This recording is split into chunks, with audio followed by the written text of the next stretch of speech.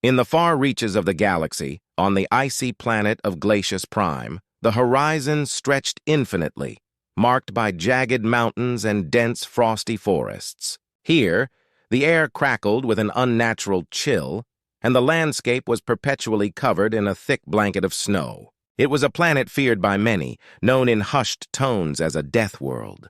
The inhabitants of Glacius Prime were the Glacians, a race of towering blue-skinned aliens with elongated limbs and sharp features. They had long regarded themselves as the epitome of survival, conquering countless planets and subduing countless species with their advanced technology and fierce combat training. However, nothing could prepare them for the encounter that awaited them on this icy world. In a makeshift camp, the Glacian soldiers prepared for their upcoming mission, a routine operation to quell the resistance of a human settlement. These Deathworlders, as they had come to be called, were known for their resilience and tenacity. The Glacians had always viewed humans as inferior, considering their fragile forms and limited technological advancements. But this mission would soon challenge their perceptions. The frostbitten wind howled outside as the Glacians gathered around a flickering holographic display. Commander Thrax, a stoic figure draped in layers of thermal armor, addressed his troops. "Tomorrow we march against the humans.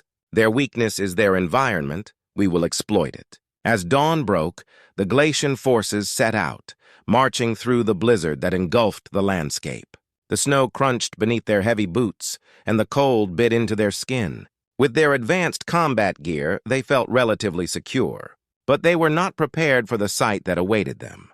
The human settlement emerged from the swirling snow, a cluster of sturdy structures built to withstand the brutal winters. As the Glacians approached, they spotted figures moving with surprising agility, darting between buildings and across the icy terrain.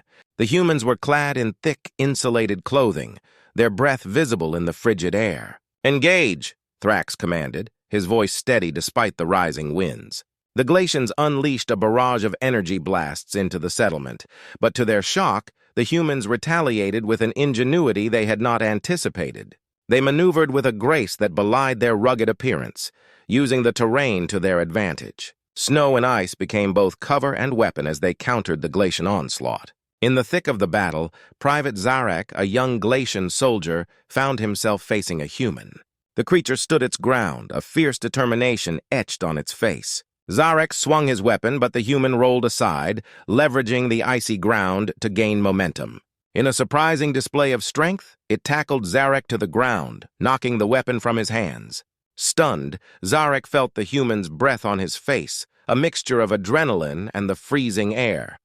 It was a moment of vulnerability, a realization that he was not facing a mere inferior being, but a creature molded by the harshest of environments. Back at the command center, the Glacians watched in disbelief as their soldiers faltered against the relentless human defenders.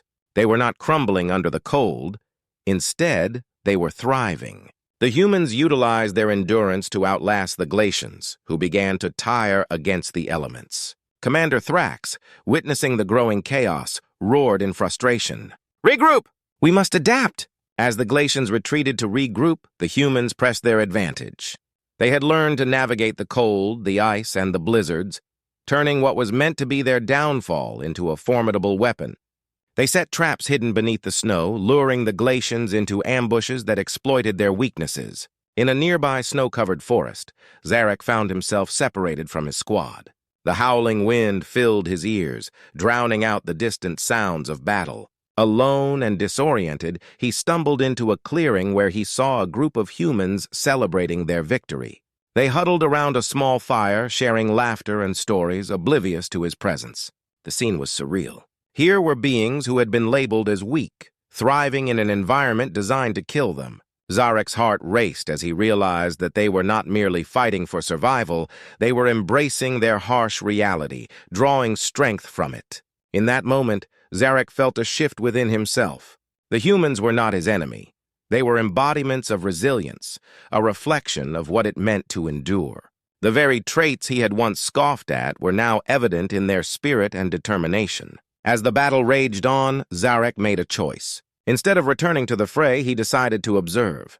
He watched as the humans moved in coordinated efforts, adapting to the environment with a fluidity that amazed him.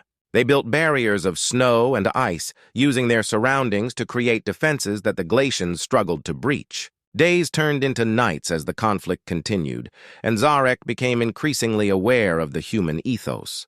They did not back down, they did not surrender. Even in the face of overwhelming odds, they fought with an endurance that defied comprehension. Eventually, the Glacian forces found themselves pushed back.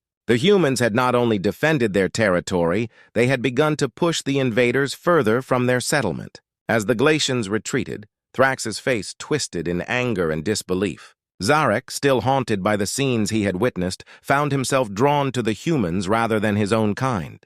They had not only shown him a different way of life, they had ignited a sense of admiration within him. In a twist of fate, Zarek crossed the lines of loyalty, wandering into the human settlement under the cover of night. He was met with suspicion but also curiosity. The humans saw him not as an enemy, but as a lost soul seeking understanding. As Zarek shared his story, he discovered that he was not alone. There were others from his squad who had begun to question the motives of their leaders and the purpose of their aggression. Together, they began to forge a new alliance, built on respect and a shared desire for coexistence. Meanwhile, the remaining Glacian forces were left in disarray. Their empire, once thought invincible, was now crumbling under the realization that they had underestimated their opponents. The Deathworlders had not only survived, they had thrived.